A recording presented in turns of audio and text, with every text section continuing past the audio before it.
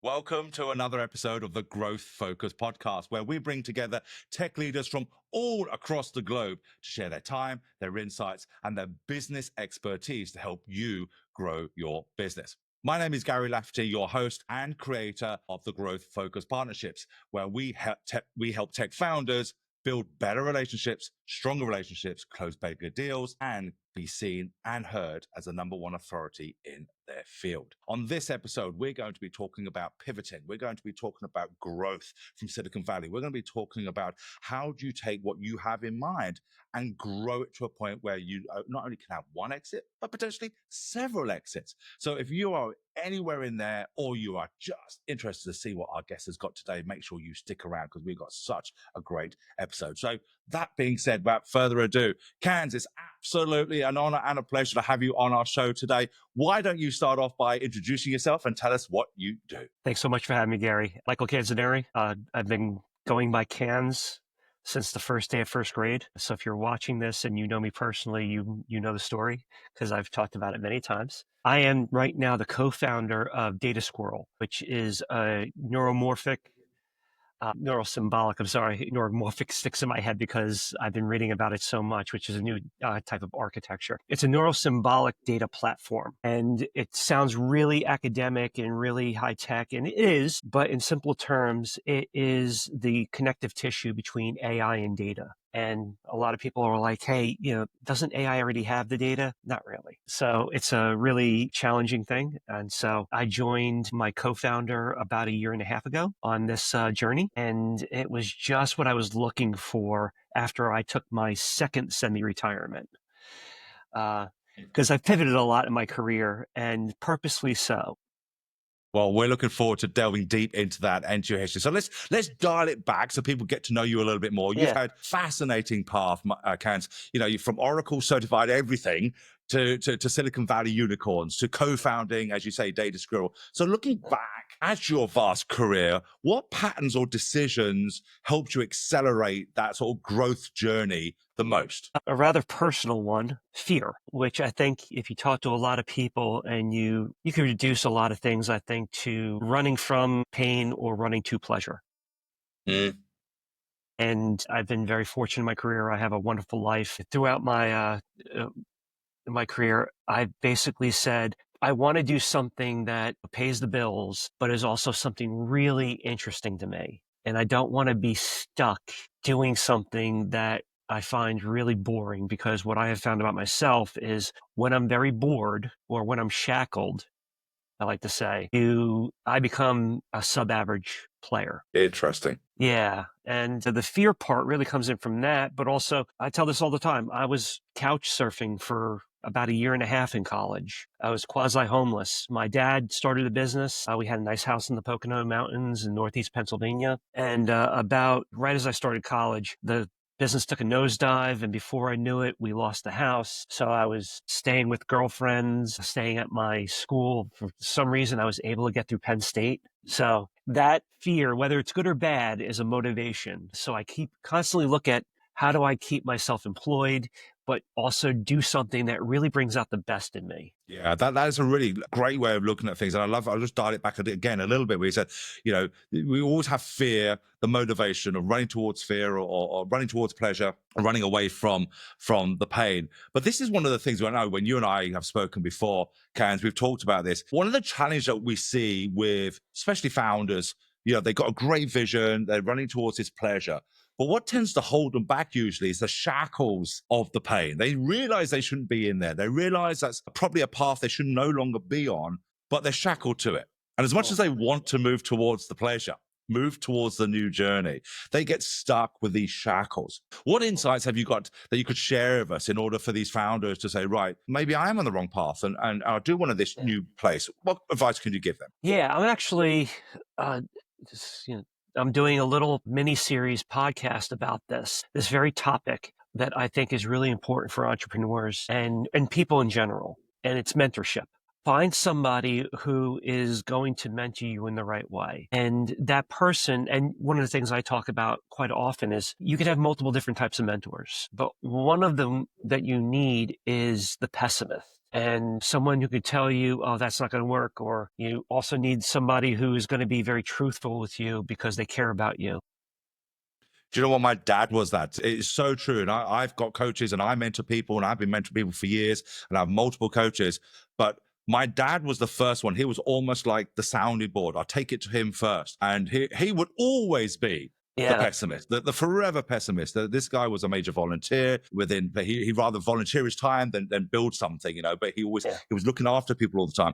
But he would find and pick holes in everything, which was good because it meant I always had to fight to make sure I had the right foundations yeah. and I was heading in the right direction. Yeah, I have the two Toms. I have one of my very first bosses, who I'm still very good friends with, Tom Connolly. He built and sold several businesses. He taught me when I came out of school, like, how to run a business. I was employee number 3 at his consulting firm, and he taught me how to do everything. Between the time I left Penn State and I went to Villanova, and I went to Villanova because of him for my MBA. My MBA was so meaningful because when I was taking classes, I'm like, oh, that's why Tom told me to do that. Well, that's why Tom told me to do that. And that's why Tom yelled at me about that. So that's the one Tom. The other Tom is somebody I worked with over the last 10 years. And he's very much a realist. And he has also a psychology background, even though he works in tech. So he doesn't sugarcoat it for me. And he kind of tells me like it is. And he's very good at pointing out my faults, but in a loving way, of course, in a very supportive way. He's like, it's like, Canz. He's like, you don't do that well. You don't do that well. Don't do that. So I try to talk to Tom number 2 almost every week. Like I talked to him this morning. I tell him what's going on. And I just say, Tom, here's what's going on. What do you think? And I get his unvarnished opinion about it. And so if I'm stuck, going back to your original question, if I'm stuck, I'll say, here's what I'm seeing. And he's really great because, and this is what a really great mentor will do for you, I think. They'll say, yeah, it's screwed up, but 1, did you learn from it? Which is really important. And 2, let's talk about some ways to get out of it. And one of the more important things Tom has also taught me, Tom number 2 and Tom number 1 especially, is, and it's really hard for a lot of people, especially hard for me for a many number of years, is to remove your ego from it. Because your business might be failing, you're not failing. It's the business. Yeah, it's the asset. It's something different. Yeah. It's not you. Yeah. And John, this is a great segue into the next question I've got for you, actually, talking about stagnation, talking about, getting a bit stuck. You've seen both hypergrowth and plateaus firsthand. Yeah. So what do you think causes the most promising tech companies out there to suddenly stagnate after this initial burst of success? Yeah, I've seen it happen a few times. The first time I saw it firsthand in a unicorn was... It was with DataStax, and we were really on a rocket ship. And I think what happened there is DataStax made a decision to kind of, the best way I could put it is they had an argument with the Apache Software Foundation, and it was very public. And at the same time, the leadership was kind of pivoting from the user, so to speak, to the executive. They wanted to kind of get higher in the account, as a lot of software reps will talk about. They want to talk to the C-suite. They want to talk to the VP. They want to talk to the line of business owner. And that's all good. That's great. If you can talk about the value your software brings to a company, your product brings to a customer, that's great.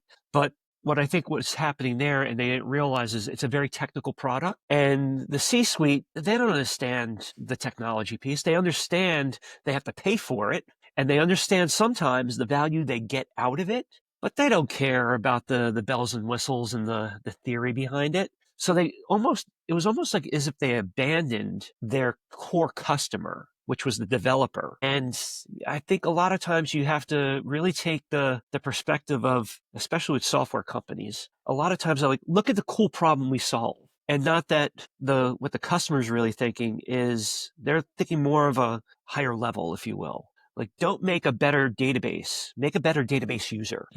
Like, don't make better data, make people better at using the data to get information. That's a really interesting point, because I know when you and I have been talking before, Canz, you mentioned the value of telling the how. All right. Right. It was the absolute how, the battle, the battle stories of this is what we do. This is why we do it. This is the core reason. This is why it's going to suit you. This is why it's perfect for you.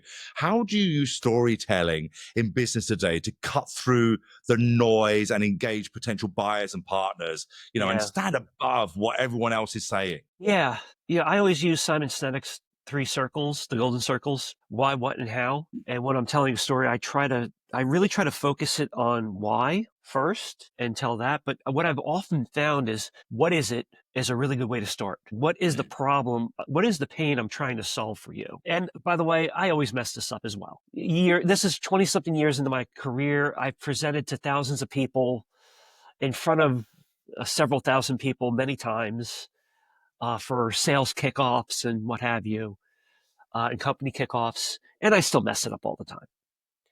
And I think a lot of times because I overthink it personally. So what I really try to boil it down to is you're out there, you're in my audience. What am I trying to solve for you? What problem do you have that maybe I can impart some battle scar upon you that I have earned? So I try to start with the pain. It almost sounds like I'm a very negative person. I'm not, because I'm talking about fear and pain, but I'm really not a negative person. If you spend some time with me, very jovial, I like to think. But a lot of people, like from my experience, few things. One, and I think this is the most important thing, they just want to be heard. As silly as that may sound to a lot of people, they just want to be heard. So they're looking, when I'm trying to present to somebody, tell a story about something, a problem I'm trying to solve for them, I'm really trying to think about if I can get how I tell you your pain correctly, you then feel validated and will listen to me. And then if I can do that, I can also come in over the top with battle stories, really. Like, this is how I did it. And this is why I did it the way I did it. And this is, the outcome. So that what I'm really doing is I'm hopefully validating what they're feeling, what they're experiencing, and making them feel heard because of that. And then saying, hey, I was there also. This is what I did, and this is the outcome. And that part is just authenticity. So I try to marry those two things when I'm presenting. I don't always do it well. I often overthink it, but It is one of those things to get really hard. But yeah, to meet, the old adage in marketing, in order to is to meet them where they're at, and right. so if you want to get somebody on your side or to see your point of view, first and foremost, you don't want to bring them to you. You want to go to them. You want to go to where their pains are, Right. their challenges, their issues, their bleeding neck problem, and say, right, I understand that, and then associate it. I've been there. I've Yeah. been there before. I know about it. And this is where the authority-led marketing, we're going to get onto this in a minute, but authority-led marketing, this is the reason why I built this, why I structured this. This is my product. Yeah. This is my service, because of that. And then Yeah. how to actually use it. So there's a whole story building up behind it. So it's not just commoditized. And I think that we hear a lot of product, of tech and service and it's just come to commoditize. And that's because there's no story behind it. Yeah. It's Yeah. just, it is what it is. I'll tell you how I relay why it is I do DataSqrl. And I tell people all the time, this is going to sound cheesy. However, I believe that you are drowning in data, but starving for information. So if that is kind of your core belief, how you design, develop, deliver the product, which is DataSqrl, is, following that, you're going to meet the customer where they're at. So we have this really complex, underneath the covers, it's a really complex product, but we added a lot of things for the user to make sure we meet them where they're at. So they have a different user experience. To your point, everyone can have an editor. Everyone can have an IDE. But what is it that's going to make the customer say, that's going to make my life easy? Yeah, that's a really good point. Yeah, that's It's what I kind of look helping for. them. It's just helping their life or their business easier. Where we've seen success, definitely, yeah, and probably you've seen the same now. One of the elements of success is not product or service driven. It's almost sort of hybrid partnerships. It's how do I help you with your problem? How do I help you get to your goals, grow your company, or whatever the case may Yeah. be? That hybrid partnership, Yeah. even though there's a product and service attached to it, it's not product and service led. Yeah. I think if you look at almost all of the really big software companies out there and some of the mid-sized ones as well, go to the website, go to solutions or where it says solutions or use cases, they will have almost all the same identical ones and nothing beyond this is the problem. Maybe a little bit around this is how you solve it. And that really is commoditized. You can, I think about the streaming market, the streaming data market very much so, because it's real-time data. It's very tough. It's an engineering problem that a lot of people have not cracked, even though it's available. And you look at anyone who's doing streaming or anyone who's doing AI, look at anyone who's doing AI and just compare a few different vendors. It looks all the same. And you're not going to get traction with them unless you can say, that's your problem. I think we could solve it, but here's how I'm thinking about it. Is that right? And kind of meshing to that partnership. That's where I've seen, and that's been really hard because I'm taking more of a partnership, relationship led path to growth in many respects. Well, that's an interesting thing to talk about growth. I know that you are still personally showing up. This is what you do, is that you're personally showing up as a founder to drive growth within the company. Can you describe how your day in the trenches are? What's a typical day in the trenches for you when it comes to marketing and sales conversations? Yeah. It's a lot of learning. I often joke that undergrad at Penn State, MBA at Villanova, graduate work in AI and data science at Harvard, and graduate work at MIT in quantum computing. And I feel dumb every day. That's a good thing, I think, because I'm learning about areas that I really didn't have to bother with in many ways, shapes, and forms before. For instance, what does inbound lead generation look like? What does that whole process look like? And, learning that and calling on some friends to help me and not being afraid to say, hey, I'm an idiot, help me here. So a lot of it is me just learning how to do things a better way. A lot of it is the quote unquote grind of messaging people, calling people, following up with people. It's a lot of no and trying to detach that from, not, being personally offended by that. So it's a lot of get your teeth kicked in and just, you got to do it again tomorrow. And that's exactly. Exactly. This is the key thing, isn't it? It's about the repetition. It's about showing up. It's making sure. There'll be people listening to this or watching this and going, well, this is always one thing I hated was sales and marketing. I'm a tech guy or I'm a tech girl, or this is what I set up. You can't be the best kept secret. You've got to make sure you get out there and be seen and heard, but more importantly, be seen and heard as different to everybody else. And I know that you've said this before. You've said being an expert isn't enough anymore. No. You can't just be the expert. You have to be the authority. What does being seen as the authority look like to you in 2025? Battle scores. It's the same. It really is the same. I could tell you, I tell people stories from all across my career.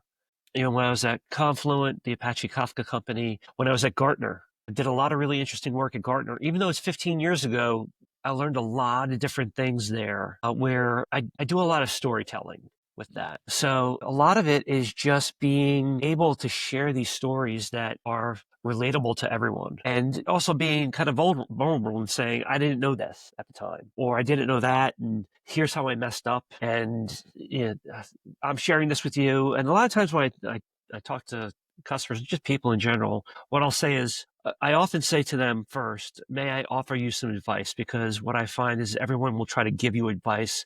And a lot of times you're not asking people for advice. You just want to vent. So that's an interesting way of looking at it. Yeah. I just want to, again, it's that being heard, right? I want to be heard. So I would say to them, well, I hear this is your problem. May I offer you some advice? And when I kind of face something very similar. Because if not, you almost kind of sound like best way I could put this is being that pain in the butt relative at Thanksgiving dinner, right? Like I didn't ask you. There is this tendency, you're actually, there is this tendency for tech people to come across as the most intelligent person in the room. They always want to be, they want to come across and say, yes, I know more than that. This is what I do. But you mentioned that word earlier today, authenticity. And I think a lot of authority, being an authority is something that beholds upon you. You can call yourself an expert, but being an authority is what others behold upon you. Right. It's how they see you. Yeah. And by trying to be and prove that you're the most cleverest person in the room, proves you're an expert, but doesn't prove you're the authority in that room. Yeah. And I love what you said about it's those battle scar stories, because there's going to be people listening to this, and because I know it's just the tech industry, tech, engineering, accounting, very, very simple. They don't want to be the limelight. So they'd rather be data fed, and say, let me give you the analytical side of it, as opposed to the emotional human side of it, which is what you're very strong on. So let me tell you all my story. You've got a bank of stories, haven't you? You can tell from your college, through everything, through Gartner, from your exits. You've got all of those stories, but you did mention vulnerability. And I think this is one of the key things to build authenticity and to be shown as an authority, is that you've earned your way there through the battle scars and the mistakes that you did and had going to the point you are today. Yeah, I think one of the best ways you could share your authenticity and show your vulnerability at the same time is when you say, I had this wonderful solution engineer I worked with years ago, who has since passed away, a wonderful man named Tom Valley. It's often when you're a salesperson or in sales mode that you want to say yes to everything. For a number of reasons. You want to make the sale, you're desperate, you're a people pleaser like me. And Tom was really good at saying, that's not something we do. I do this really well. This other vendor is probably better fit for you there. Mm. It shows a lot of things, I think. It shows that you're really listening to them. Again, you're hearing them, you're validating them, but it also, it shows that you're being truthful as well. Yeah, absolutely. And you're not trying to please everybody. You'll please no one that way, but if you stand your ground, you know what it is that you do, you know what your wheelhouse is. Yeah. And become known for that. That is when you can go leaps and bounds, with that authority-led marketing, authority-led messaging. And while I'm on this, I mean, it doesn't matter. Everybody in tech who's listening and watching this knows there is still an element of founder-led sales. It doesn't matter if it's 1 million, 5 million, 10 million, 20 million. There's this strong element of founder-led sales somewhere along those lines. However, what I've always found most challenging was that when it comes to founder-led marketing, founders tend to kick that to the side as quickly as they possibly can. They kick it to a marketing department. They kick it to a marketing agency, rather than sharing their story, their why, and their how. How has founder-led marketing shaped the trajectory of your ventures, would you say? I'm in the midst of this right now. And with the prior versions of our product, it very technical, but I really couldn't find a very succinct way to describe what it is we do. I like making things very simple. And I can tell you exactly what the product does, of course. But I think what I'm finding doing this founder-led marketing is I don't know a lot of things. And I reach out to people just to say, hey, here's what I'm thinking. Am I right? So it's kind of demoralizing because the people I reach out to, they know me, they've worked with me, they know I want their honest answer, and they will tell me that it sucks. Vulnerability is a great way to learn. It really is. Humbleness and vulnerability. Well, it's a great way to grow, because you are getting people. I mean, one of the people that I admire most, Sir Richard Branson, he was famously saying, I don't know a lot about anything, but I have a team around me who know an awful lot more to get me there. And it's those lessons where you can learn from other people within your team, and you still be the voice of it. You still be the why, because no one can tell your story, right, and your reasoning and your mission and your passion better than you. And sharing that as to why you joined, why you came in, why you started, why you created, are so important in today's world to stand out above the crowd. Yeah, people buy you before they buy a product. Yeah. 100%. And again, it's one of those common sense things, which is not necessarily common practice. Yeah. All right. People have heard that so many times. People will buy the person before the product or the service. And we all know it. Yeah. But not many people practice it. They try and they push the product forward, they push the service forward, and try and stand behind and think, the field of dreams. If I build it, they will come because it's brilliant. And it doesn't, not in today's world. It's too noisy. Yeah, we've gotten a lot of traction. Again, in the market, the way it's been with the uncertainty in the economy and the recent election, the traction that we seem to be getting the most is with people who I just spent time with, just talking and getting to know them. Luckily, through those connections and through those chats, and, it takes a lot, of course. You have to be patient. They're like, I have a problem and I know you can solve it. Mm-hmm. Let me help you. And in turn, you're going to help me. I'm going through that right now with several customers who we're bringing on board. That's why, I take the time to actually sit down with people and talk, because I know it may not pay off ever. It just might be a great relationship I develop at some point. But more often than not, one of the most interesting things I've found over my career is that if you say to somebody, please help me, they will help you. Yes. Do you know what? I found that tremendously uplifting, probably 15 years ago, 20 years ago, when I was when I was building my company, and I was almost afraid to approach people more successful than me. And I thought I have to earn the right first. But I was absolutely surprised when one of my mentors, who became my mentor, said the whole point of me being above here is that I can reach down and help you. Right. But all I ask for return is once I've helped you, you do the same, and you reach down and you help someone else up. And yes, they will come up, and if you ask, they will help. And I'm a great believer in don't be shy in asking for help. You know, no matter how successful you are at the moment, there are other people more successful than you that you could learn from. Yeah, people I talk to often about this, they often kind of think there's this barrier between, okay, I'm up here and why would I associate with somebody down there? I'm like, well, that's how you pay it back. That's how you pay it back, and that's how you pay it forward. So that's why I spend a lot of time just mentoring young men. And I think, part of the thing I've been finding a lot is young men seem to be struggling finding mentors for whatever reason it may be. And I find the same with young women, but young men seem to search me out more. And I've mentored both men and women, but the majority have been just young men, thankfully reaching out saying, hey, it was nice meeting you at this event. I'd love to spend more time with you if that's possible. And I tell them constantly, absolutely. I'm here. I'm happy to talk. I'm happy to, walk through some things and talk to you. I'm happy to, spend an hour a week or 2 hours a week with you. And I know a lot of people on the internet and I call it that grind hustle culture you see on YouTube and Instagram and so on. They talk about being so guarded with your time. Mm-hmm. Well, if you really want to give back and you really want to help people, the greatest thing you can give is your time. No, so absolutely. So yeah, very, very, very well said. And, I'm glad you said that. And I'm glad you said that here, because people can actually begin to hear it now, that there is no shame in asking. You just need to go and find and go and ask.